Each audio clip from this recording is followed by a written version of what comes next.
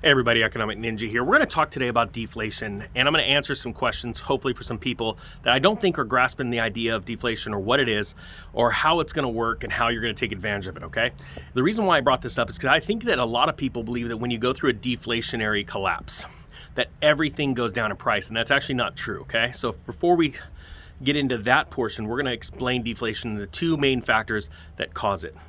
First off, you have when easy credit or easy money gets withdrawn from the system. And then secondly is when you have a destruction in confidence in any given sector, okay? And then after I explain those two, we're gonna talk about how not everything's gonna go down during this next deflationary collapse, okay? All right, so easy money. The reason why things go up in price is because there is the ability to get a hold of money, to take that money and buy goods or services in any given point in economic history. Right now, we have a time where money is being literally freely printed and handed out to people. And those people have a choice on what they take that money and spend it on. Either they spend it on living expenses or they spend it on flat screen TVs, okay? Now, this kind of time where literally money is being printed and handed to the common man or woman is not normal, right? The last time we saw this was in 2007. Ironically, most people believe the crash happened or the Great Recession happened in 2008 because of Lehman Brothers collapsing. It actually didn't. It happened because of a mortgage-backed security debacle in 2005 that was built up because it became so insanely easy to go and speculate in the housing market, okay, back in the early 2000s. So we want to understand that, how that works. This is a very, very rare time in history. But it's not just money being printed and handed to people. It's through interest rate manipulation.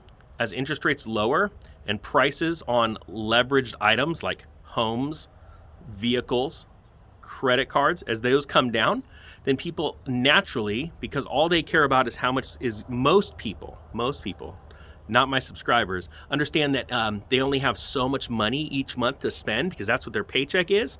And so as the payments get lower, that means they can afford more stuff. They're not usually thinking about, well, I've got to pay that off someday. How many months or how many years is it going to take me to pay that off? And then because of the interest costs on top of the principal payments, how much is that item actually going to cost me over the long term, right? They don't think about that. They just think about how much stuff can I afford in my monthly payments. I want to get that fancy cell phone, and it's only going to cost me another $20 a month in a payment, okay? So it's not just money being printed and handed to you, it's also through interest rate manipulation, okay? Now, the second part of that easy money is the idea of confidence being lost in any given asset class throughout the world, throughout history. In 2008, the asset class that lost the most confidence was real estate, okay? And that had been building from mid-2006 when sales had peaked. And when I say sales, I'm talking about the amount of sales that were hitting the market, or the amount of homes that were hitting the market, and then actually closing. And then the price, as it kept rising, it starts to fall off this cliff, right? Well, the crash actually happens before the prices start to fall. People don't understand that. There's a total difference between confidence, time, linear time, and then what happens in the market, okay? Now, we've seen that in lumber. As lumber was climbing, I knew it was going to keep climbing for some time, but I said, don't worry, it's going to come crashing down because of a bunch of factors. And, there's a lot of people out in this world, all they care about, their truth is what I see, truth is what I see. And I said, well, there's a lot more to what you see, okay? Yes, I see the price of lumber rising still after you said that, don't worry, it's going to crash. That means you're wrong. No. Oh, I see my neighbor's house just sold down the street, and it sold super fast and for a high price, and you already said I'm calling the top of the market. That means you're wrong. I said, no, you don't realize that your house, the house down the street, is probably the only one for sale in a 10-block radius. And that's why it sold. And yeah, sure, it sold for more. That doesn't mean that the top of the market is not in. So when 2008 came around, people lost faith in real estate. Then it started to really come down, okay? So what you're about to see, and you've just witnessed it, faith in the price of lumber rising, people said, no. it's going to come down, or I'm not paying these insane prices. And when enough people have that, and sentiment, right? Consumer sentiment takes over, because now you have more people not buying that item out of fear that it's going to go up higher. They're waiting. Then what happens is the roles turn. And we're going to start talking about that in some other videos too, where there are some industries right now that are trying to manipulate you through a narrative of supply chain breakdown, which I've been covering, which is a real thing, but they're trying to manipulate you and keep prices higher. It's going to fail. It's going to be a really fun thing to watch if you follow this channel, okay? So with lumber, you saw that come crashing down, right? And a lot of people say, oh, you don't know what you're talking about because it has to do with this or that. It really falls down to two things: consumer sentiment, supply and demand. That's it. That is what causes things to go up and down. So a lot of people say that during this deflationary collapse, which I believe is coming soon, right? But to me, it is going to be it's not the crescendo, it is the Bear Stearns event that I'm looking for in this fall season. And we have the Lehman Brothers to come. And I believe that's coming within the next 2 years, okay? So we're expecting the Bear Stearns, okay? Because a lot of people have said, well, Ninja, you said, you expect a crash to come in the fall, and now you're changing to 1 2 years. I said, no. I'm expecting an event to change the perception of many, many people, millions of people worldwide, about economics, the current state of the economy, things like that. So with consumer sentiment is now hitting at a rapid pace. It's not just lumber. There's many people saying, I got priced out of the real estate market. These people are crazy, and it's going to change. And that is what is going to lead to this deflationary bubble popping. Both banks like Wells Fargo, they're not giving it, of course they've done a 180, but you got to look between the lines. They're still not giving out any new personal lines of credit because they're withdrawing.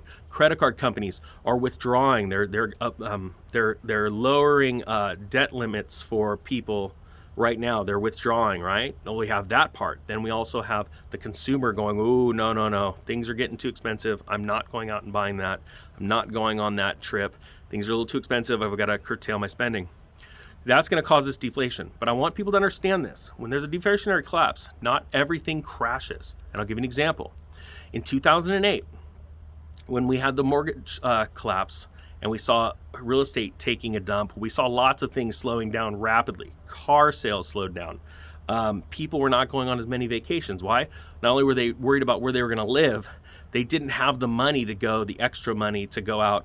And because we just hit an all-time high in fuel costs, food had risen pretty substantially as well because of fuel costs.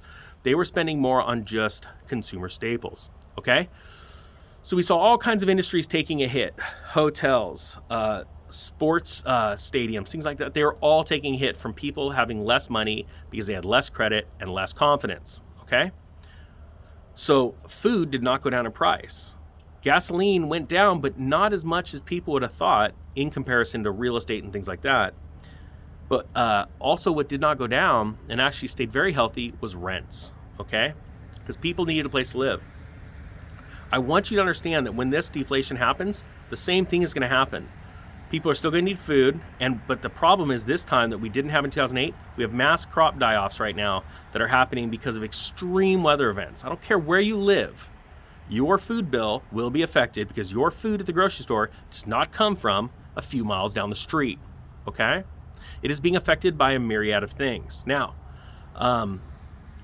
so when everyone thinks they're just going to be eating, ribeye steaks super cheap because the economy is crashing, I just want you to know that that's not always necessarily the case. Now in food, luxury items in food, yes, they do take a hit, they do go down, but by and large, I don't think you're going to see a whole lot of things going down when it comes to consumer staples, okay? So I hope this explanation, it's not like I got a bunch of notes I'm looking at, just going off the cuff, helped you guys understand a deflationary downturn where you go from inflation, rising prices, to deflation, falling prices, but that it doesn't affect the entire economy, okay? Only sectors that are affected by greed, easy credit, and that's pretty much it. Greed and easy money. All right, guys, with that being said, I thank you for your time. The Economic Ninja is out.